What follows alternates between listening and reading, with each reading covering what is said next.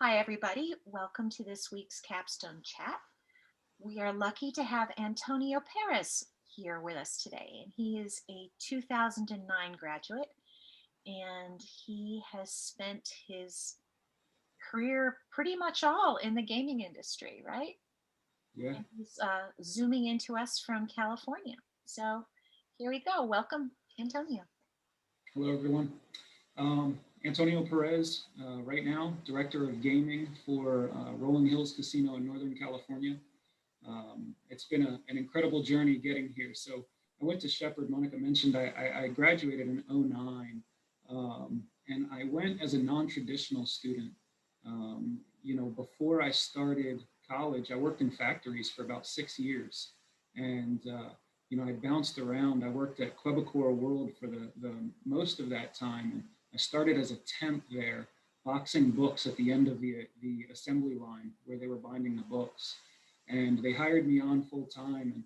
And I moved around there and started to move up, and it was a big deal. I moved to the back of the binder, and I started loading the pages and the signatures in the machine. And then I moved up again and started driving a forklift. And before I knew it, I was topped out in pay, and I was the senior driver in the entire building. And it was time to try something else. And I didn't really know what that was or what I wanted to do. And funny story how I ended up in school.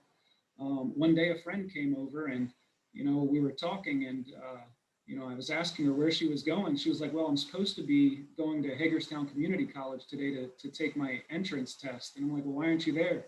"Oh, I don't feel like it." I'm like, "Well, you know what? I'll go with you if you want to go, and I'll take it too." So I ended up going with her. I took the entrance test, and next thing you knew, I was in college. So that's kind of how it started for me. I took a semester there before changing to Shepherd, and really enjoyed my time at Shepherd. During my undergraduate, I got very active on campus. I did a radio show for about 4 years while I was there. I wrote for the Picket. I was on the student advisory board, program board, and a lot of other things. And one thing that I will say is I find time and time again that some of those experiences I gained through participation with the groups on campus proved to be beneficial, in a lot of different ways. Just learning how to navigate certain environments, learning how to speak and present yourself in certain environments, and then also some of the skills you bring away. Just on the radio, being creative and just making things up as you go and getting comfortable with that. And I'm not saying in the business world you make things up as you go, but a lot of times you kind of make things up as you go. But that's a good thing, right? You wanna be able to set yourself up to be able to do that successfully. Um, while I was at Shepherd, I started at Charlestown Casino in Charlestown, West Virginia. I was there as a cashier at first. I did that for a few months before becoming a slot attendant, and my motion sensor made my lights turn off. So that's still too long. Um, but I was a slot attendant for a while, and this was back when all the slot machines had coins, and the money was really good. It was not uncommon for me to make a few $100s in tips a night. In fact, if I left with less than 200 or 300 in a night, it was a bad night, and that was just in tips. But then it switched over to tickets, and all the coins went away. And with the coins going away, it meant there was less work for slot attendants, right? Because now it gave tickets, and you didn't have as many people to pay. And so the tips went down, and I changed over to table games, and I started becoming a dealer. And I really enjoyed being a dealer. I did that for a little while before I moved up through table games. When I finished at Shepherd, I had every intention to leave the casino. I was gonna take off. I had a friend that lived in Atlanta. I had already talked to her about it. I was going to move down there, apply for jobs. And when I wrote my notice and went and sat down with my boss, he convinced me to give it 1 year and see what happened. Gaming at the time was going through a rapid expansion, which created a lot of opportunities for people to move up and develop their skills and create a career relatively easily and quickly Whereas in the past, when gaming was confined to specific regions like Atlantic City and Las Vegas, people got into positions and stayed in those positions forever. I had kind of experienced that to a degree in the factory already, and I didn't want to be in that position again. I wanted to set myself up to be able to develop and create a career. So I listened to him. I took his advice, gave it a year, and by the time that year was up, I was already being asked to go to Bangor, Maine. Never thought that I would even visit Bangor, Maine, but I ended up going there, helping a casino that we had there launch their table games operation after the state legalized table games. So that was a very interesting challenge. I moved up there. Funny story, when I went up there to visit the property, it was in February, and there was a lot of snow on the ground, but the weather was really nice the day that I was there. It was like, in the 50s, even though there was snow on the ground. And the VP of the property took me for a walk outside around the property. And he's a really close friend of mine to this day, but we're walking around outside and he was like, you see how beautiful this weather is? It's like this every day, trying to sell me on coming to Maine. But I knew he was lying. There was too much snow on the ground for that to be true, but I came up there. I definitely enjoyed it. I learned a lot about launching a table games operation from scratch, especially bringing people in, training people, and then also training customers in a state that never had table games. How do you get the word out, right? And, one of the things that, I'll kind of bounce back on throughout this conversation is the skill sets that you gain through a lot of these courses in mass communications, right? Because, being able to communicate how to play the games and what the important aspects are and why certain rules exist is extremely important. And that can't be done by individual people. It has to be a coordinated effort that's led from the top down of the organization in order to be successful. So we worked on that, made sure that we communicated in any way that we could, from everything from, getting with the media, the local media, and recording little sessions for the news on how to play a game or why a rule is a certain way, or what specific games are really about and how the math works in it. And, I think that is something that was well received in that area. And transparency in gaming is extremely important, especially with how many superstitions there are when it comes to gaming. But once we got table games up and going, they asked me to take over a surveillance department there. I had been in surveillance maybe a small handful of times, and it was to review footage on potential incidents that had happened. I had no surveillance experience. But what I quickly found out is that the team in the surveillance department there was not very knowledgeable of the table games operation, which, although a smaller piece of the revenue in gaming, is also your largest vulnerability. And so I took it over and I trained the team and changed a lot of the team that was in place, developed a lot of people up to be able to take my place. And once I had identified a successor, the company moved me to Kansas City. So I became a slot director at Argosy Casino in Kansas City. I was there for about 2 years, helping them overcome some compliance challenges. The state of Missouri, and this is kind of going off to a side a little bit, each state has their own regulations, rules, and what they allow in terms of gaming. For instance, in your region, Pennsylvania doesn't allow 6 to 5 blackjack. They only allow you 3 to 2 blackjack. And what that means is when you hit a blackjack, a natural ace in a face where it's 21, you get paid $3 for every 2 that you've wagered. A lot of states or a lot of companies have moved to a 6 to 5 payout in order to raise the house advantage. It doesn't seem like a lot, but it is, because your $10 that would have won you 15 now only wins you 12. And so those types of rules impact the player experience, and they also impact the revenue.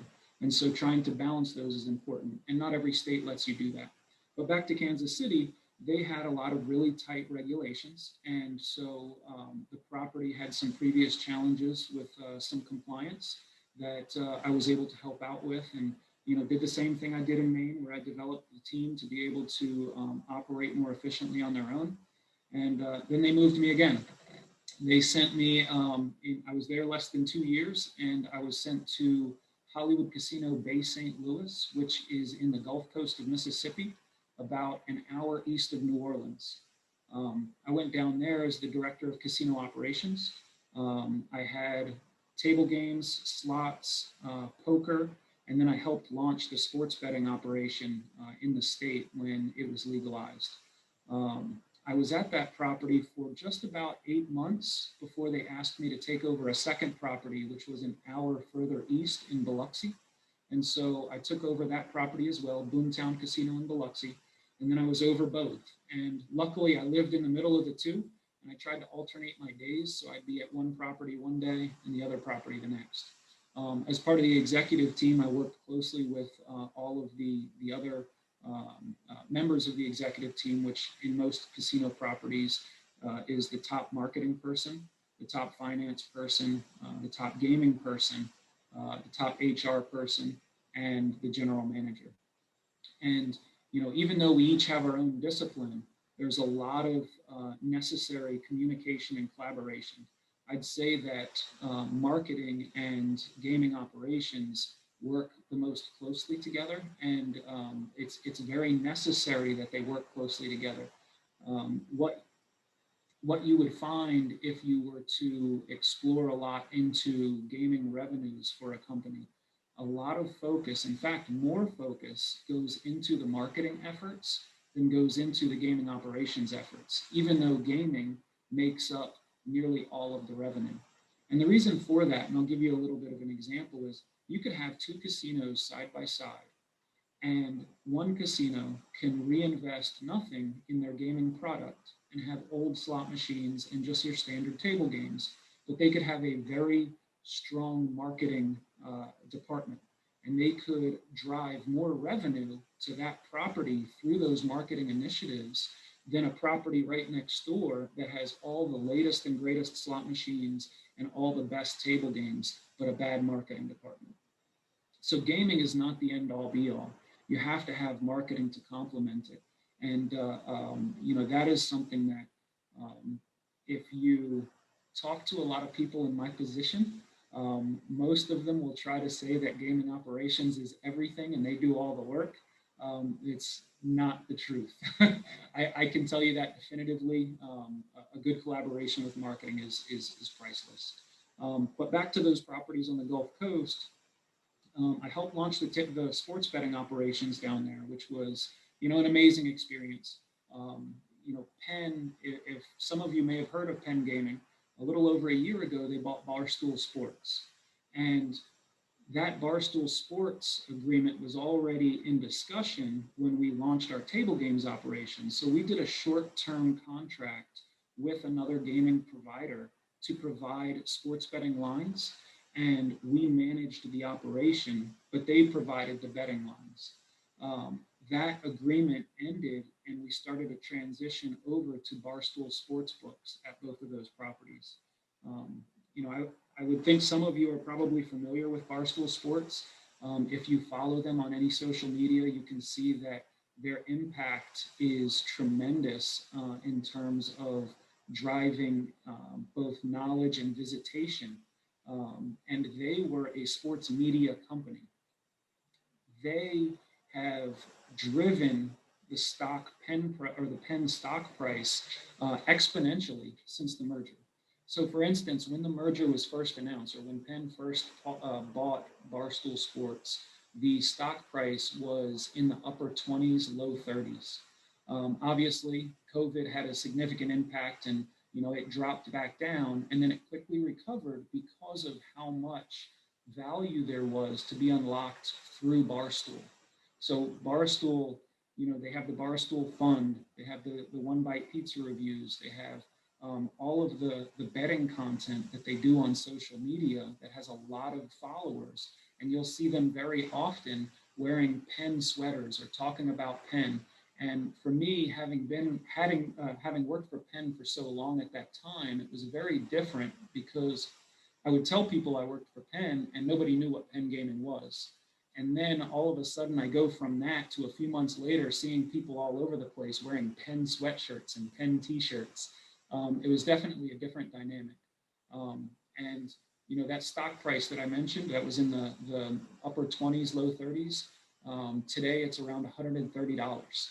And the only change was monetizing the sports media aspects of Barstool Sports, which goes to show you how valuable that is to a company.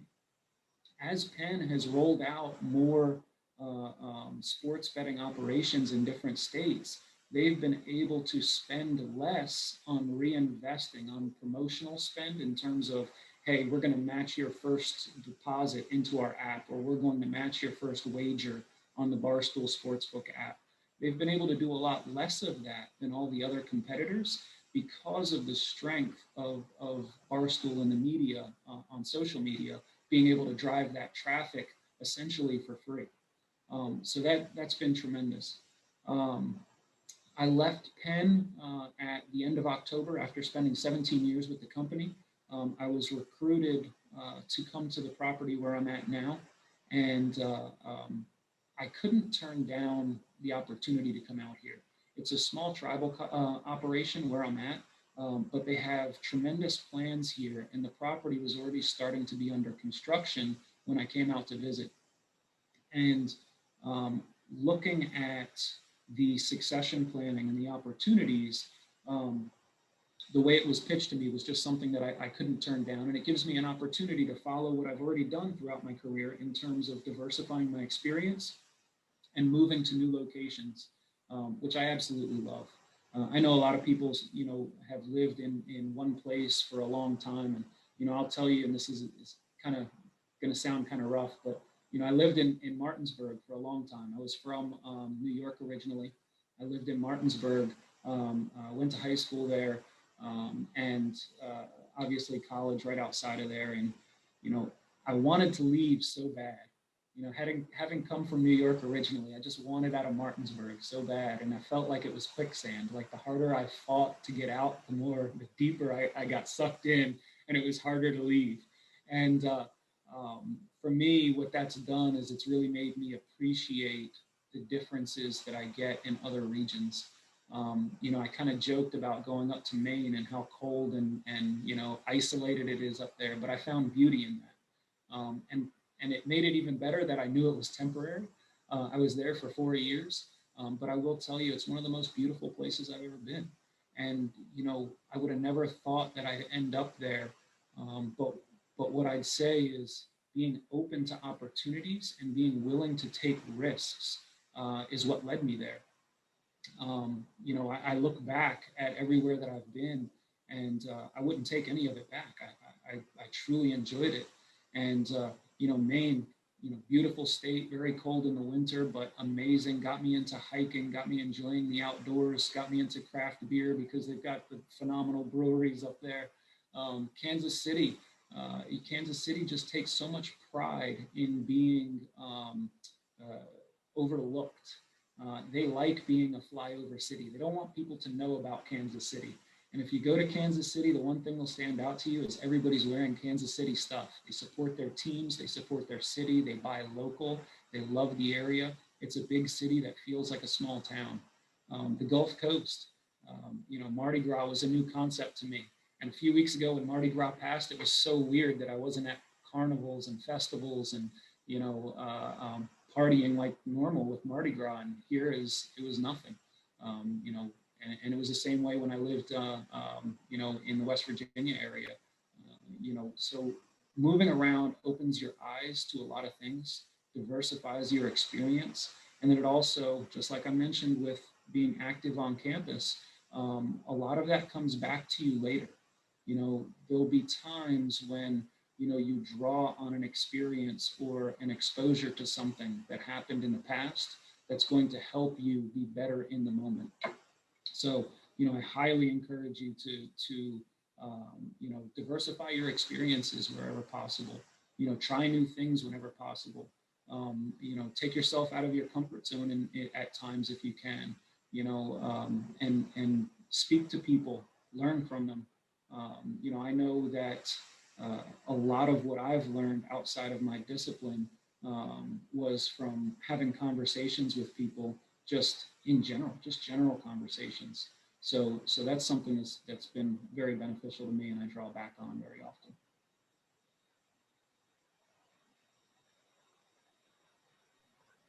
Hey guys. Oh, Yeah, they're popping up. Here they go. Terrence, Yeah, that's me. Hello. how's it going? I'm doing good. Uh, I wanted to know if you could touch up more on how your degree is helping you with your job you have now. Like, if you could touch more on that. Yeah, absolutely. So where I'll start is that one of the things that I learned after spending a few years in the upper management part of the casinos, when you're looking at job you know job postings, very often it'll say 2-year degree, 4-year degree required, but it doesn't say what degree, right? And the reason for that is they're looking for two things first, right? They're looking for an ability for someone to learn and commit to it, and they're looking for the ability for someone to stick to that commitment and see it through. Those are two extremely important things. As far as what I've learned that I've carried with me, I reflect back on so many different things, but I'll tell you that the number one lesson that I learned was the world was not what I thought it was before I became educated. Okay. Um, you know, I mentioned I was from New York. I worked in factories for a long time. And I was not, it's like the world changes the more you know. Okay. And I don't know if that really makes sense, but I promise you, the more things that you can absorb, the more you can learn, the more the world around you changes and how you see it. And I think that was like the biggest takeaway for me. But as far Monica will tell you, I send her things all the time when I see like a commercial that was funny or creative, or I see an article about something that was, that made an impression on me. And she made a tremendous impression on me. And I had a great time in that class. And I learned a lot about marketing and why things are the way they are. And, it still sticks to me every time I see a creative commercial, or I see something, that really pushes me to thought through a snapshot image, if that makes sense. Does that answer your question? Yes, it does. Thank you. Okay, cool. I'm also going to interject here that, you know, clearly Antonio's pretty comfortable speaking. He's got a very good delivery and all that. And I would venture a guess that perhaps all those hours on the radio made you a little more comfortable than you might be otherwise. Absolutely.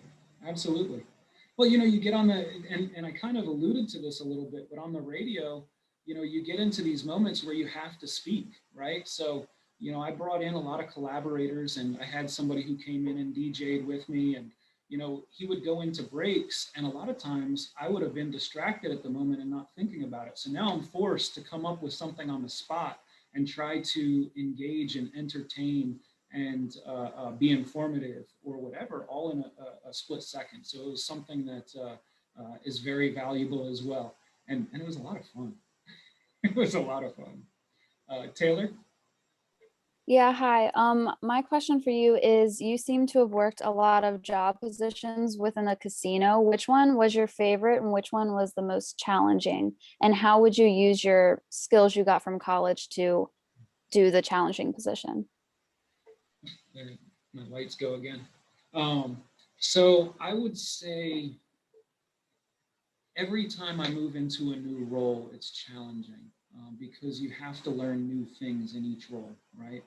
When I made the transition from, table games dealer to supervisor, and then moved up to casino manager and then department head, those were the areas where I fell back the most on a lot of my learnings along the way. There were a lot of things, like Peter Drucker books that I had read for my MBA classes that constantly popped back into my head in terms of management styles and things like that. And I found myself going back and reading more with books that were related to business and articles related to business than I was reading of anything else. And even to this day, I get up at 5 o'clock every morning. I go to the gym, and at the end of my workout, I get on the elliptical for 30 to 45 minutes, and I read gaming news. I've subscribed to so many different gaming news newsletters that I read every day, trying to continue learning about gaming. But the management aspects, and then the aspects of marketing and identifying things that are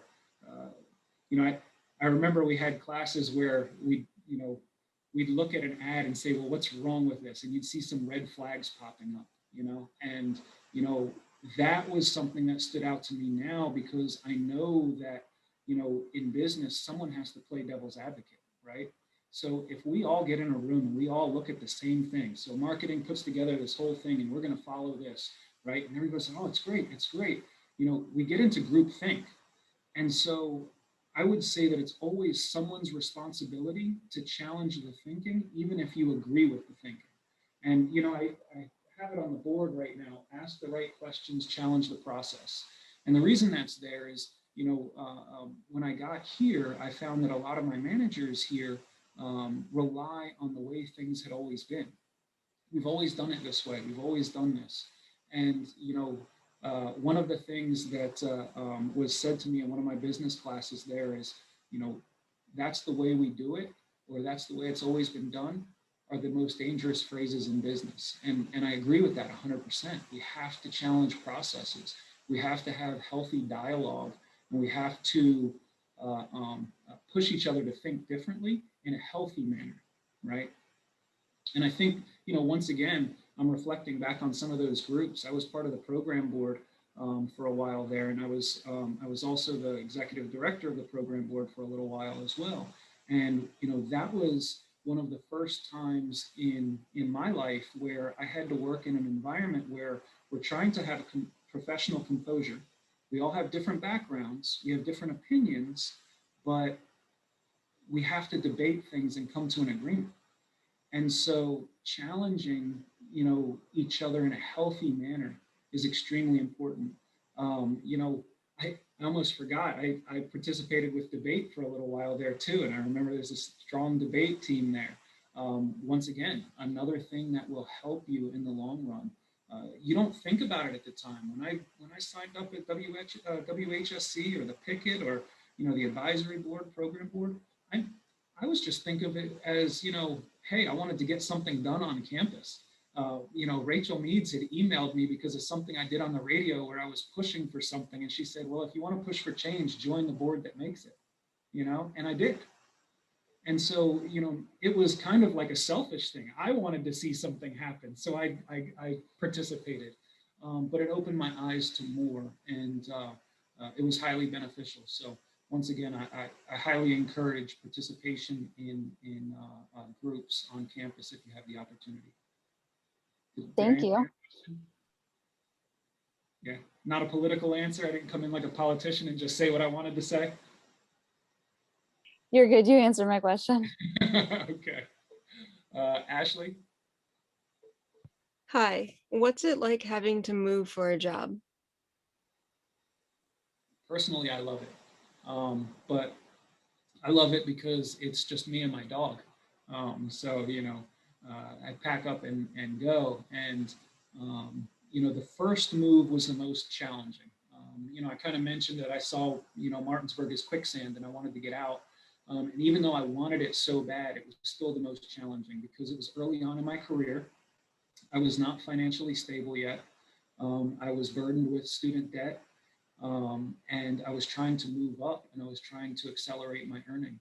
And at that point, because I was in a lower level position in the organization, a lot of that was out of pocket.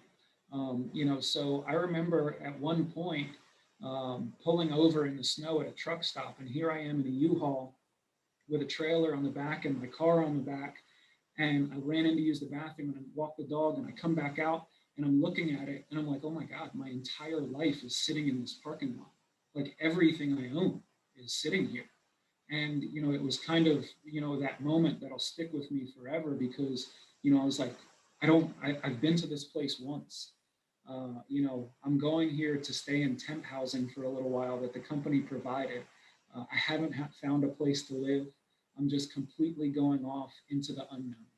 And yes, it made me nervous, but it excited me at the same time. And every move since then has been more excitement than nerves. And it helps as you start to move up in organizations because, the last several times I moved, all I had to do was, pack a bag with clothes and my dog and drive because, everything else was taken care of. So typically now what a move looks like is, I get a call, I coordinate with the movers, they come, they pack all my stuff, they load it all into a truck, and then it shows up wherever I'm going when I get there. That makes it a lot easier, but it doesn't start that way. It is nerve-wracking to a degree, but what I encourage again is embrace those moments that give you feelings you don't normally get, right? Because you're not always going to feel that way, So think about how you can make that moment into something that stays with you going forward. Good. Anything else? Yeah, thank you. Okay, thank you. Where am I at? Maddie? Hi, so I was wondering if you ever have to get into like the political side of things, because you were saying like in some, like obviously everything with casinos and stuff is different in every state. Is that something you have to deal with at all? So to a degree, I've never had to deal with it directly, but I've dealt with it through intermediaries, especially when we were launching sports betting in Mississippi, because Mississippi was one of the first states to legalize sports betting after PASPA was repealed. That's the professional amateur sports something or another. I can't remember right now.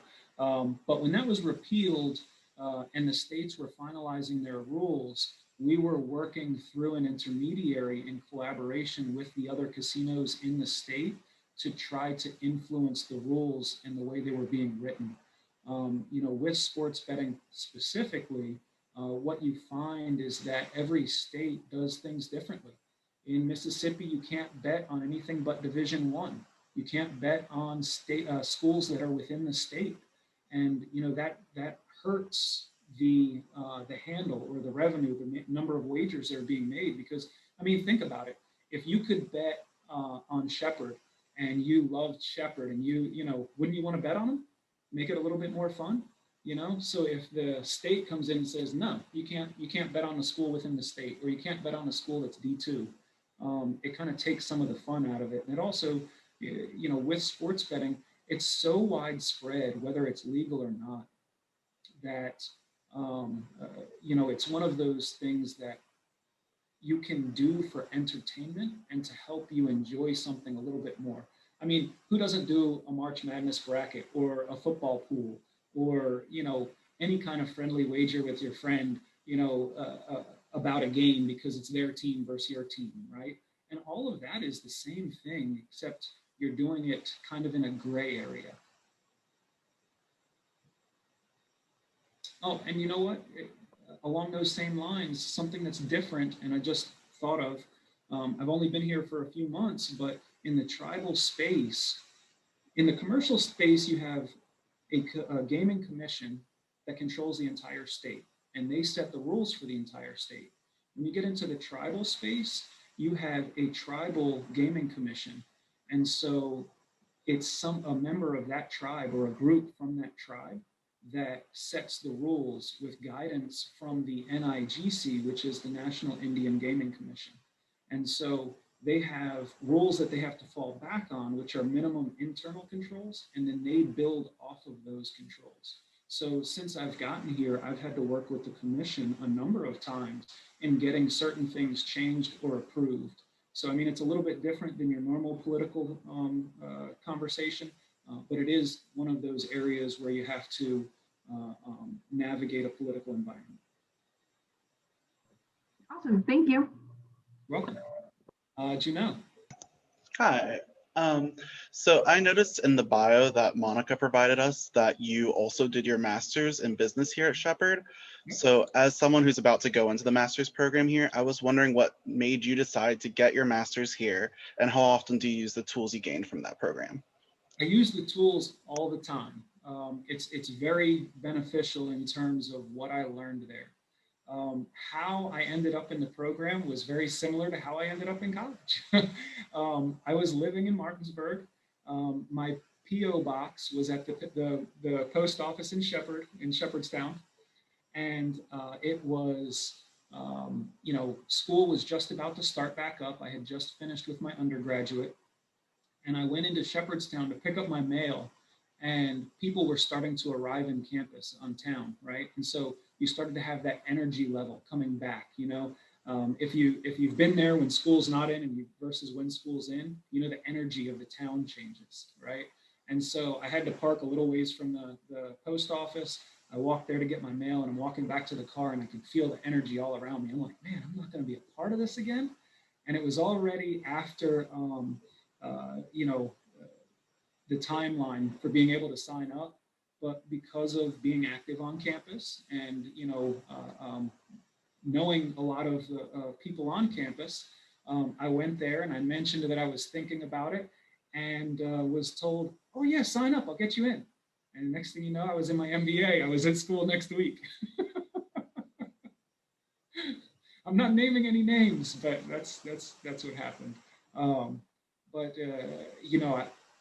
I will say that a differentiator in some of the promotions and positions that I've gotten has been nothing more than having that MBA in my resume, right?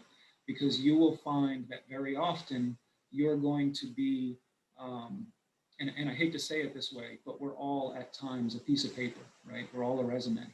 And we're going to be next to another resume that can have a lot of the same things on it. And there's not as many people with an MBA, obviously, as just an undergraduate degree.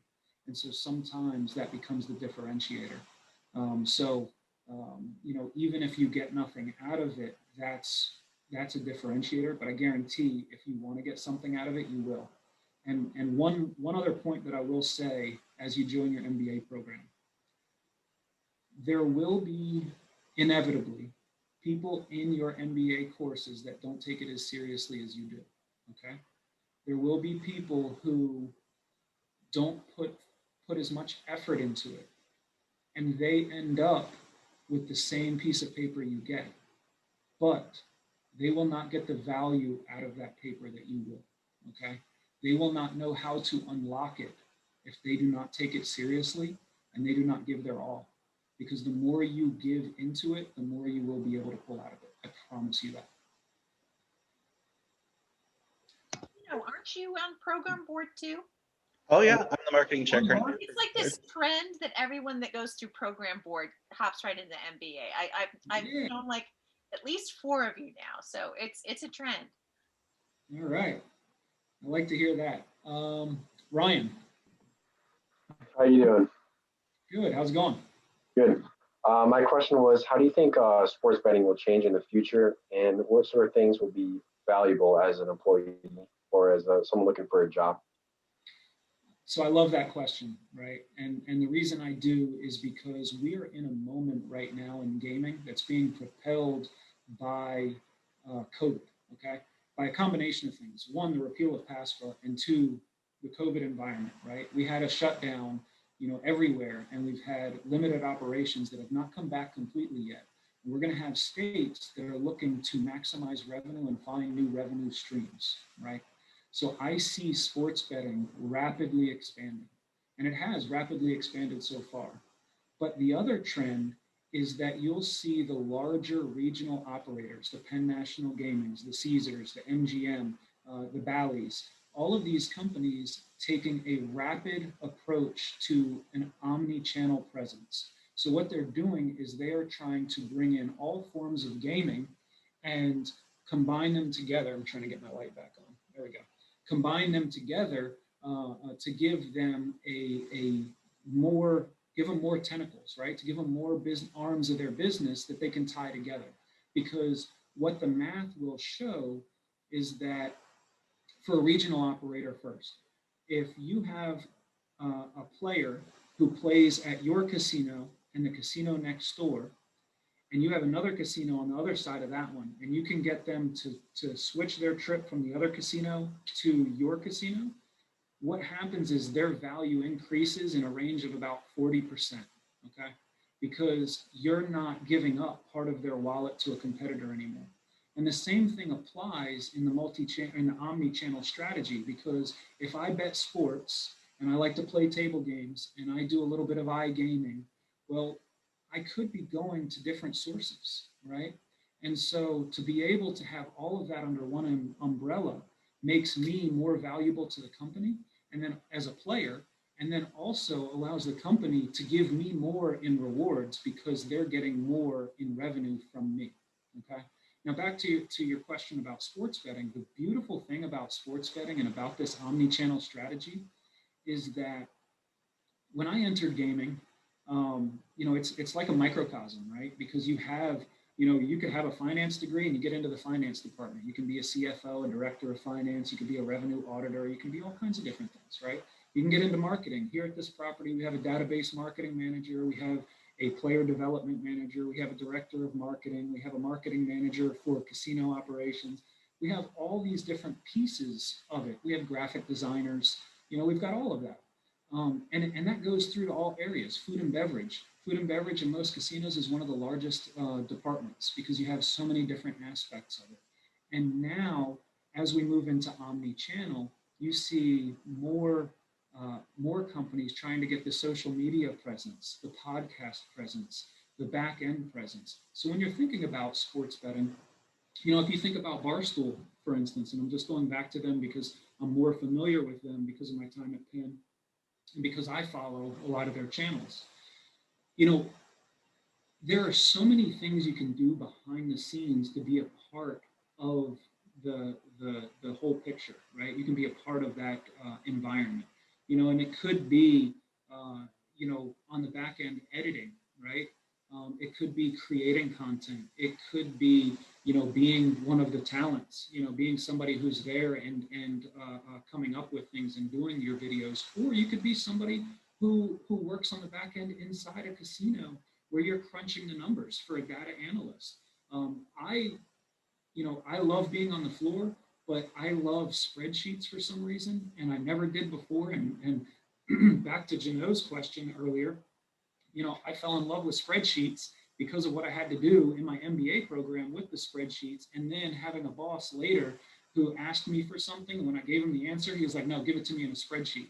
I'm like, oh, great. So I put it in a spreadsheet. And then he kicks it back to me with the formulas. I want to see them, right? And now I catch myself doing that. But it's the same thing in sports betting and in other areas, right? Marketing plays a huge role on the sports betting side, especially with Penn, where I just was. We don't have sports betting here in California, but I'm hoping that we have it soon. And, in fact, I was mentioning to someone earlier, next week, I have to go to Vegas because I'm doing a piece on sports betting, on launching a new sports betting operation for the UNLV Gaming Institute.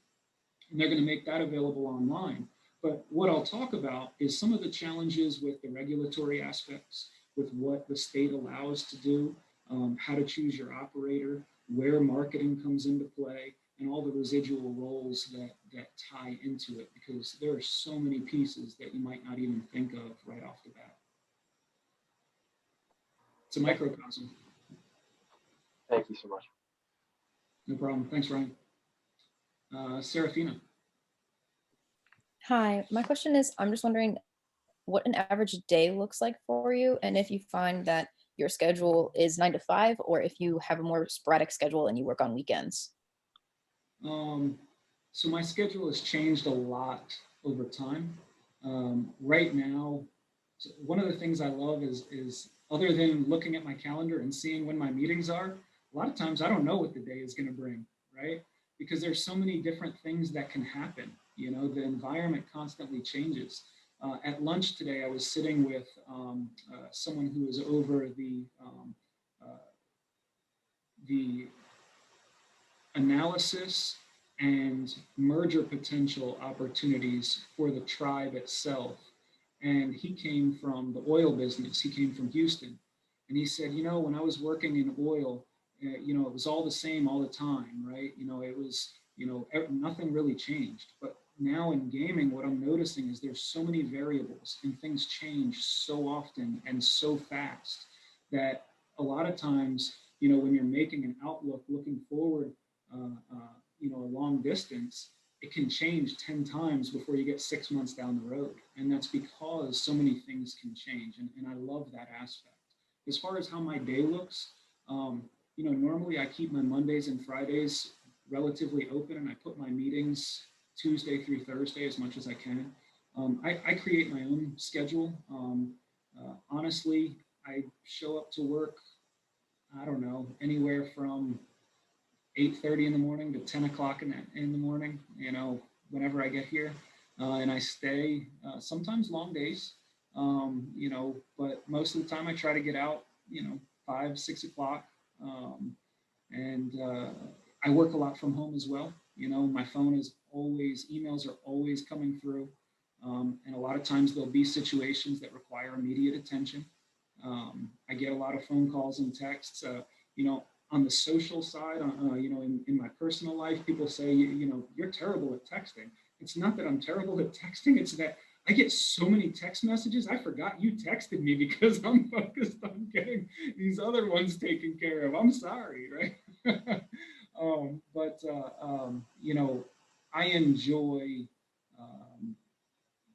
how different it can be on a regular basis. And the freedom of my schedule is phenomenal.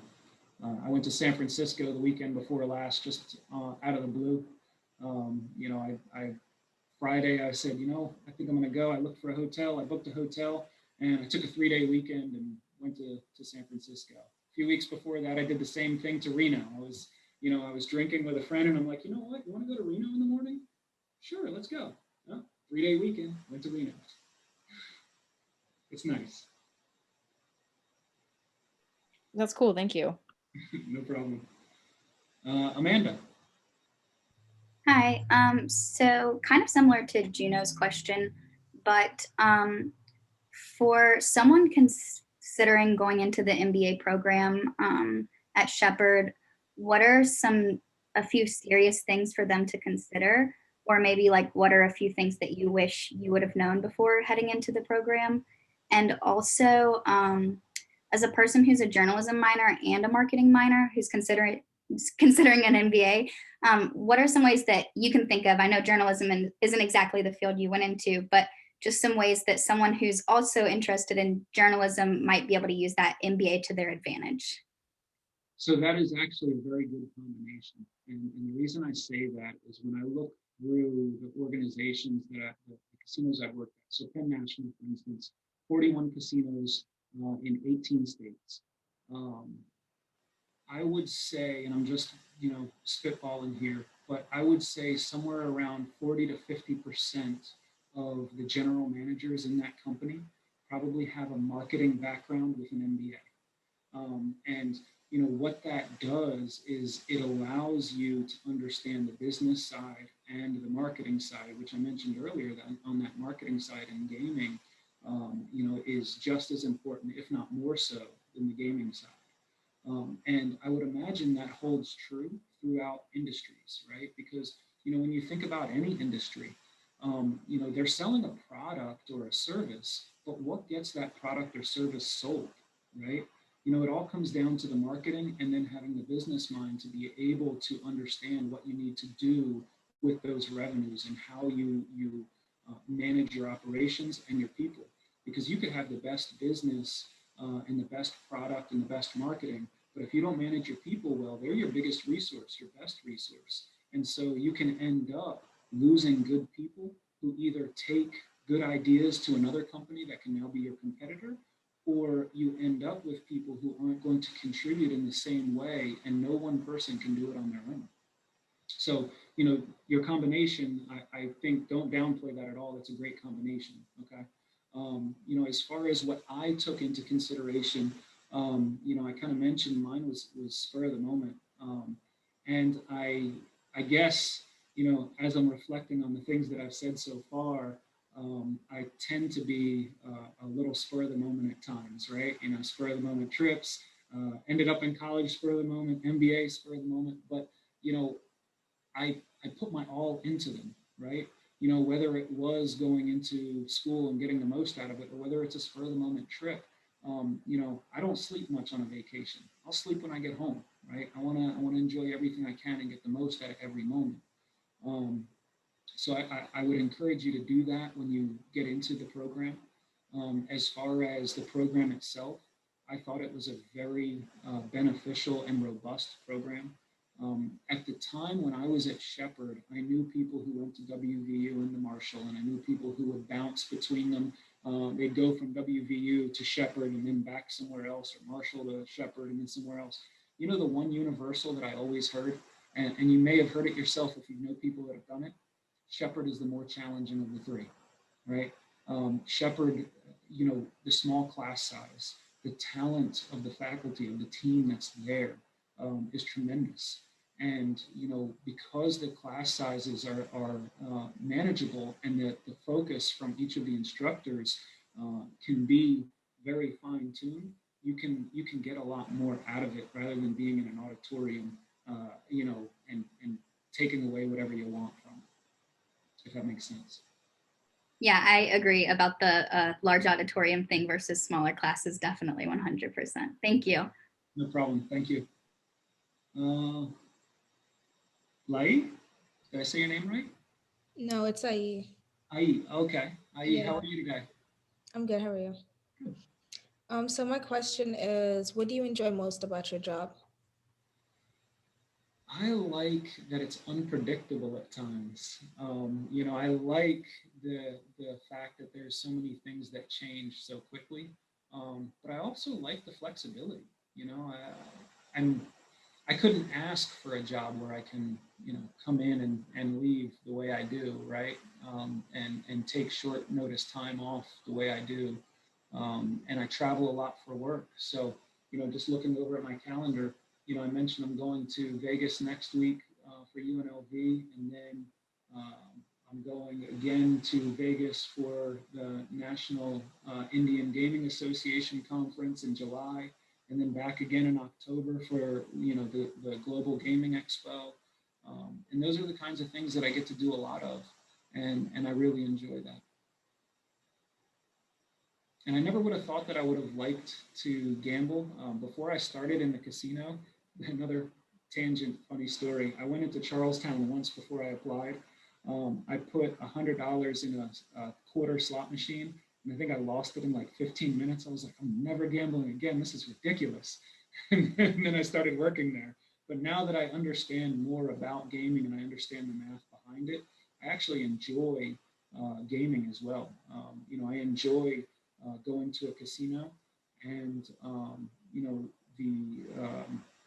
just being able to gamble, right? And different games. I prefer blackjack and craps, but just the adrenaline of it and being in a position where I can do it is another thing that I really enjoy. Thank you. Thank you. Jaden. Yes, hi. So I see, you definitely climbed the ladder. So how do you set yourself apart? I think a lot of it goes back to some of what I said earlier in trying to get the most out of everything and give my all to everything, right? I told Janot that, not to get discouraged that some people are going to end up with that same piece of paper. I'm confident that there are people with that same piece of paper that have not done the same things, right? And it's because, I've put everything into it and tried to take as much as I can out of it. For me, my goal is to continue learning, right?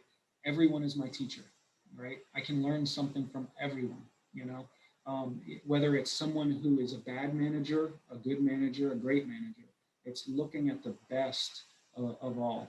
You know, I was reading a book recently, and I'm sorry, I can't remember what book it was, but it was talking about Sam Walton when he was trying to expand Walmart. And every time he went on a road trip, he would go into the small stores and just look at their operations. And so he was with one of his senior executives in some random small town, and they walked through. And you know, the other senior executive had said afterwards, when they grouped back to talk about what they saw, it was like, this place is terrible. It's you know, you can't find anything, and you know, there's things in the middle of the aisle and all this other stuff. And what did Walton say? He said, "Did you see the makeup rack?" He said, "That's the best makeup rack I've ever seen." And they had more variety than our stores, and our stores are 4 times the size. I want you to find out who made it, and I want you to find out who those manufacturers are and get those products. So they went into a place in the middle of nowhere that, you know, the senior executive, this is a senior executive with him, who saw nothing positive in it, but Walton did, right? He found the one thing he could take away and learn from and become better, right? And so what I would say is the way to set yourself apart is to always look for those opportunities. Always look for what you can do to become better. All right, thank you. Yeah, no problem. Amber. Okay, so I just want to know, how do you like living in California, and if it's a smart move for someone entering the workforce straight out of college? Personally, I love it. I live in Chico, which Cal State Chico, or they call it Chico State there. That's where that is. So I keep hearing it's a party school and a party town. I haven't seen that aspect of it yet, just because everything's been closed. But I missed the mountains after spending time in Maine, and I'm close to those. But I'm also close to so many other things. I'm, you know, a 90-minute drive from Sacramento. You know, 2.5 hours from Santa Rosa. I'm right on the edge of the Napa Valley. You know, 3 hours, less than 3 hours to Reno, 3 hours to San Francisco. A lot of places, plus the airport. I can fly anywhere relatively easy. I just found out I can fly to Hawaii for a few $100 out of Sacramento nonstop. I already know where I'm going this summer. So, you know, I love it here. What I will say is that the cost of living is a bit higher, but the wages tend to be a little bit higher as well. What I'd suggest is to do your homework first in terms of looking at cost of living calculators. You know, every time I move, I Google the cost of living calculators, and I always look at least 3 to 4, because they'll factor in different things, and I try to look for the commonalities between them, and I try to make sure I factor in the things relevant to me. What I've noticed is in a lot of those, one of the big factors is home prices.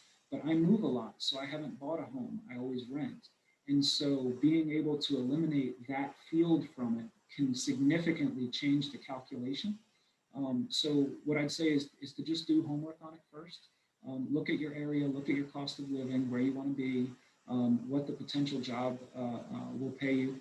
The minimum wage here just went to 14 in January, and it goes to 15 and stops January of next year. There are areas where there's smaller towns where you can live comfortably on it. But the vast majority of California, the cost of living is significantly high. So that may not be enough. Thank you. Yeah, no problem. Anyone else? Anything else? Looks like you've satisfied their curiosity. Thanks so much, Antonio. This was really interesting. I'm going to probably think of questions that I want to ask you after we log off, but you know I'll find you on Facebook. So yeah, that's like definitely. I look forward to talking to you, and I definitely enjoyed this. So thanks for having me. Hopefully I didn't bore everyone talking about casinos. Students have any questions? Can I share your email with them, or what's the best way for them to get in contact with you? Yeah, my work email is the best, because that's the one that I have alerts on for and that I check consistently. All right. Well, fabulous. Thanks so much. And hey, I'm going to stop. Let's see.